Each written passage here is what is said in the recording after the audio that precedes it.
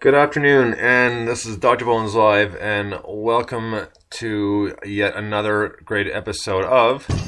And now it's time for another episode of Blogger's Corner with Britt. And let's welcome Britt back to the show. Britt, how are you? Fine, thanks. How are you? Very well, thank you. So, first off, let's just get into this right now, because I just talked about this right before we got on the air here. I forgot about it, and I just happened to notice that... Again, reality TV, as far as concerned, has had an all-new low because now there's Vanilla Ice show, another one, again, and it's like this time it's not redoing houses, it's Vanilla Ice goes Amish. So, it shows that you can get a show for just about anything, and honestly, I could only watch about 5-10 minutes, and then it was just, to put it nicely, too mind-numbing to watch. It wasn't even good background noise, because essentially you know what's going on. He may be doing it, but on the side, he's got everything he needs. So most likely, he's only going Amish for about 8 hours out of the day. Yeah, probably not living the true blue lifestyle of the Amish. That's right. And just looking at it, it's almost, I almost want to say insulting to the Amish culture, just because sticking a guy who has done pretty much everything against the stuff they don't believe in or against kind of seems a little rude. This thing of a guy, go ahead. Oh no, I was just saying, yeah. A guy who's got umpteen tats, not there's anything wrong with that, but shoving him in an Amish culture doesn't exactly flow the way it's supposed to. So, I mean, I know that's what they're probably going for, but yeah, not so much.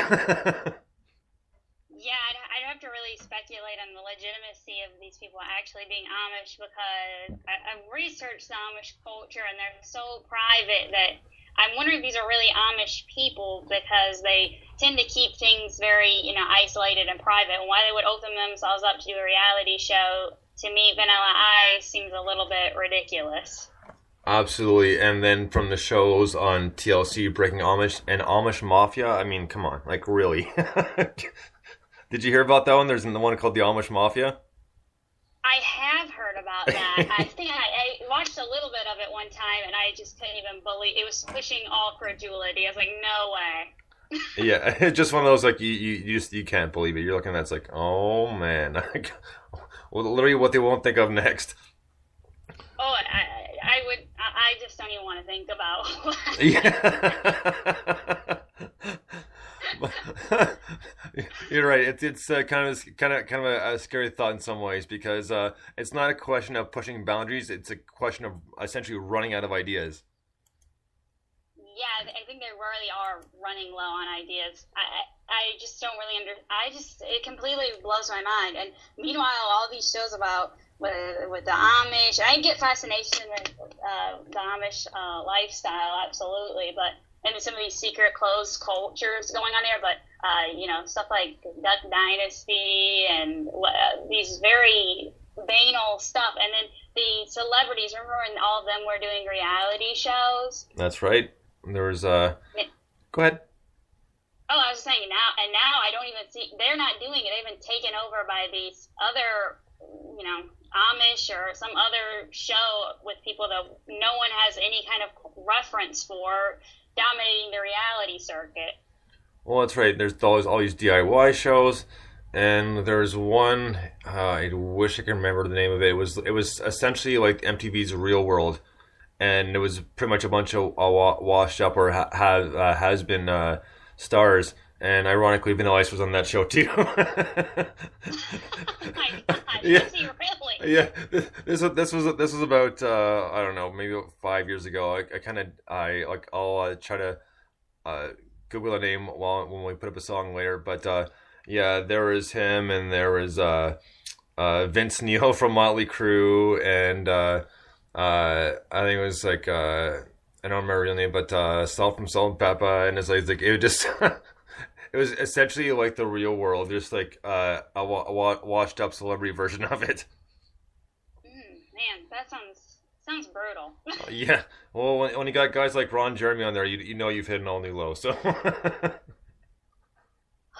Lord knows that's true. Yeah, I told you, the greatest show in the world, and it lasted maybe a few seasons, and it also wasn't on regular cable. It was on it was the network's not important. Point being, it was just another one of those shows like so washed up celebrity version of the real world. But what are you gonna do? And go ahead. Oh no, I was just remarking. I just can't get over it. I think I know what show you're talking about. I think it was on VH1 or something. Yeah, I think you're right. I think it was VH1. Yeah, no, actually, you're absolutely right. It was VH1. And speaking of VH1, actually, I'm kind of glad you brought that up because I thought of the show, and this ties into the reality TV, is Jeff Probst, who obviously hosts and does Survivor. And you know what? I'm not a big fan of his. I'm not going to go into great detail because there's no point being just not a big fan in general. It just bothers me a little bit. But even before he started doing that, he did a show, and it was Celebrity Jeopardy. And even then, he was just as arrogant as he is now on Survivor. So, and that was another VH1 show. That's one I actually liked because some of the rock stars that were on there answering these questions had a lot more knowledge than he thought they did.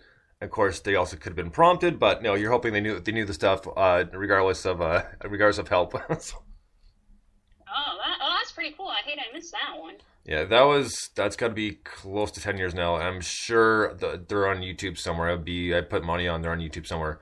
But it was a decent show because it was just like your regular Jeopardy, except it was all based on rock and roll questions. Some of them weren't, but they didn't go too in depth like the actual Jeopardy, which most of us would fail miserably at because it's a very hard show. So I don't mean to generalize, but I know I wouldn't do too well. I probably wouldn't make it past the first few questions. If I answer one question on there, I feel like a rock star genius. Yeah, no kidding. So, I got a quick other little thing, and then we'll get into stuff. We'll get into your blogs and some of the TV shows that's been going on this past week. It just one of those things. This is more like we'll call it a quick little rant than anything, because today and some days, obviously, you know some more than other days, but just in general, it comes down to I'm not trying to generalize here, but people as a whole, as far as paying attention to their surroundings and what's going on, and just either flat out being rude or just completely dismissive of anything that's going on around them. And today in specific, it was just one of those days. I was driving home from work, and I went into the mall to grab something, and I come back out, and I'm about to walk across the street, and some person in a vehicle just completely ignored the stop sign and drove right through. And I looked, I was like, "You have to be kidding me!" How? I mean, it's not something you can miss. And sure enough, and I know this is the reason why they outlawed it, is a person was on their cell phone. Oh. Yeah, exactly. That's why all these cell phones come with hands-free stuff now. So even though we always do in the past, I'm not saying I didn't do it, so I'm not saying I'm not guilty of it. But yeah, I just couldn't believe it. Just right through. It's like you have no idea how many people you could have just hit, and this is in a mall parking lot. So yeah, so that was just my little small rant for the day. I'm done with that. I just want to point that out. I'm not sure if it's because of the weekend that people's minds are elsewhere, which is possible, but it happens. So I'm done with that. So on to the shows of the week. So unfortunately, I did not get a chance to watch Arrow this week. I had too much going on. But Britt, you did. So let us know, like, what was how did the Arrow go this time? Like, how did they develop any more characters? New plot line was more explained. How did it go this time?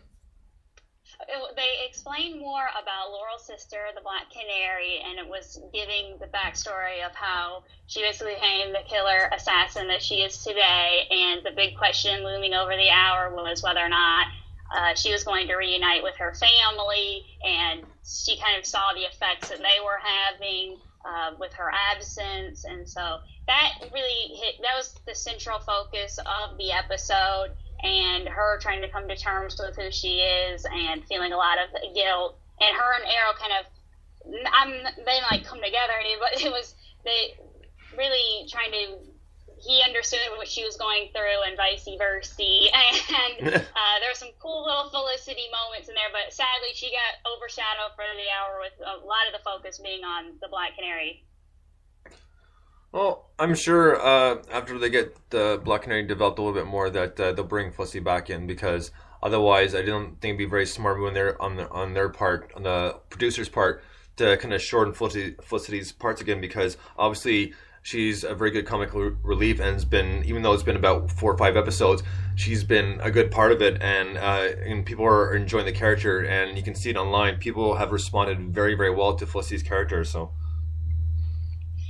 Yeah, I hope it is a short-lived thing. I think because the way the episode ended, it probably will be. I was really disappointed with the whole way that the actress playing the Black Canary. I just wasn't feeling this performance. And there was one little nitpick issue in the episode, and I've seen this on other shows too, and it really gets to me. There's a scene in the show where the Black Canary basically tells Diggle that he needs to let her handle this very high security issue because she's been trained by killer assassins and his credentials just simply don't match up. And I'm thinking to myself, let's see, we've got the United States Special Forces guy, and we've got a girl who's, I mean, he was a guy in the military for 10 plus years, and we've got some little blonde chick who's been going on an island for 4 years, and they're trying to say that makes her a better dispatcher of enemies, and it just really bugged me.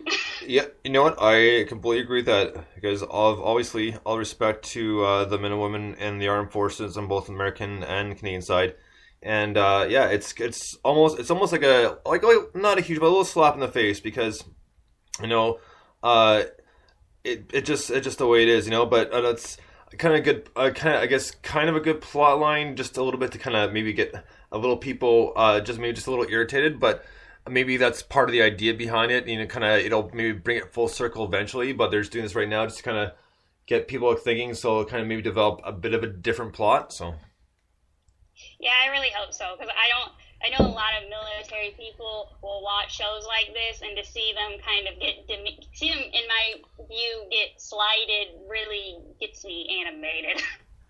Oh no, I don't doubt that at all because I mean like it's completely different. Now, obviously, for some reason, some people can make the separation, but TV and real life are completely different. No matter what some people want to think. So very true. So, but what else? You watched the Tomorrow People as well, and I've almost caught up on that. So, how much further have they gone with this? Is he still in pursuit of his father? How have they developed it? Well, this week he did get a little bit closer. He was introduced to a mysterious figure through his uncle, and apparently this is the Grand Poobah of the psychic people. I guess they're calling themselves an evolutionary group or whatever.